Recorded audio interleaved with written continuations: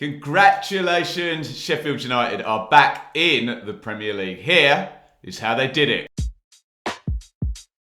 The Blades have been back down in the Championship for 2 seasons following relegation in 2021.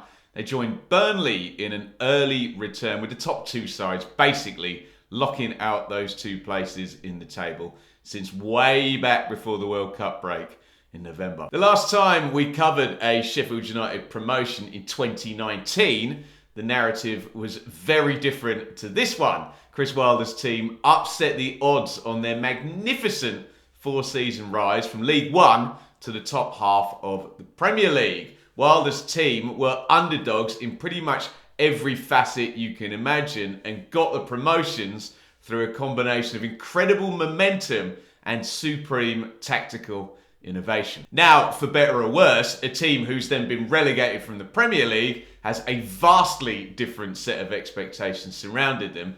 And Sheffield United went from nobody expecting them to get anywhere near the top 2 in 2019 to it being considered a failure if they didn't get into the top 2 in 2022. The Blades seemingly sensibly turned to double promotion winner Slavisa Jokanovic, but that did not last long at all, and Paul Heckingbottom replaced him after just 19 games with United 16th in the table. Now, correct me if I'm wrong, but my memory of that appointment is that the reaction was very mixed, mainly because Heckingbottom had taken the team before Jokanovic was in charge at the back end of the Premier League relegation season, and essentially he could have just done the job right through. Straight away, Heckingbottom ditched Jokanovic's shape and returned to the back 3 that the club had played for years under Chris Wilder, that the squad essentially was built to play. The tempo and intensity also changed from a slower, more patient approach to a more front foot style.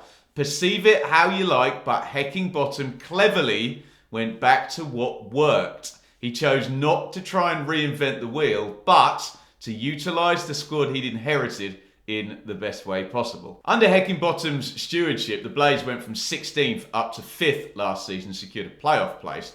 They were the 3rd best team in the division after Heck's arrival. Unfortunately, the number 1 team in that list were Nottingham Forest, who knocked the Blades out of the playoffs on penalties after a stirring United comeback in the second leg. Which takes us to the other part of this equation that Sheffield United really got right. With all the sackings in the Championship, a club that gets a pre-season with the manager going right through will, by default, be one of the most stable.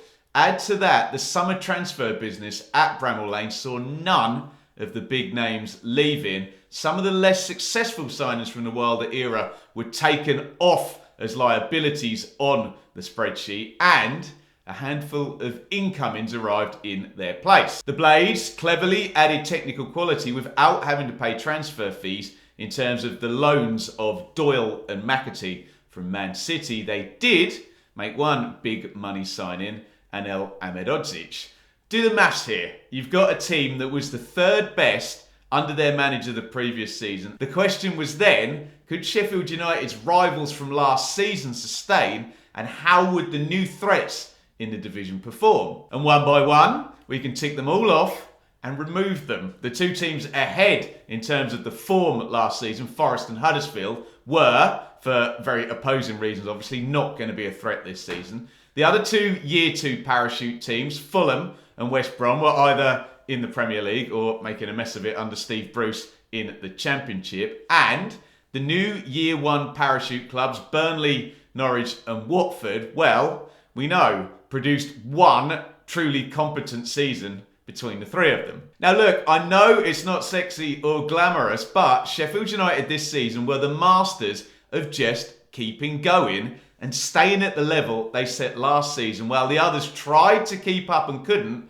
or just relentlessly shot themselves in the foot. United kept last season's intensity, the excellent home and defensive records, and, barring one poor run in October, they kept on winning. In terms of the recruitment, you've got to say that Ahmedodzic was just a home run straight away. Doyle and McAtee, well, that was a bit of a slow burner, but they really contributed well as the season went into the second half. Iliman and Jai, he stepped up a further level. He's been nurtured through nicely. Then it's the old guard, Norwood, Egan and Baldock that were relied upon, plus a couple of the big money Premier League arrivals like McBurney and Berger, who didn't leave and delivered. Look, tedious as it may seem, we do have to have the money conversation. That's the deal here in the Championship. But hopefully Blades fans should have a bit of a better understanding than most, as they've now done it without parachute payments as well as with. We can't, though, ignore the dominance of those lovely payments. Over the last 4 seasons now, 7 out of 8 teams promoted automatically were in receipt of parachute payments. Unfortunately, most sets of fans whose teams are promoted with parachute payments will try and bring up as many reasons as possible why the advantage doesn't apply to their particular club. And I guess, look, in the case of Sheffield United, the off-pitch ownership chaos didn't necessarily offset the advantage, but it certainly made the need for Sheffield United to be promoted during the 3-year parachute window all the more pressing. I'll say what I always say, don't come at me, don't hate the player, hate the game. This is not a Burnley or Sheffield United issue. It's a deep-rooted issue in our pyramid between the Premier League and the EFL. I would always suggest in life, if you have an advantage, try and accept it with some humility and just take the world as it is. In summary, here are the key points of how Sheffield United did it. First, if trying something new doesn't work, go back to what you know. Second, being consistently good at the back and at home is a huge predictor of Championship promotion. Third, ride out that pre-season and hold your nerve. Don't panic between years 1 and 2 of the parachute payments.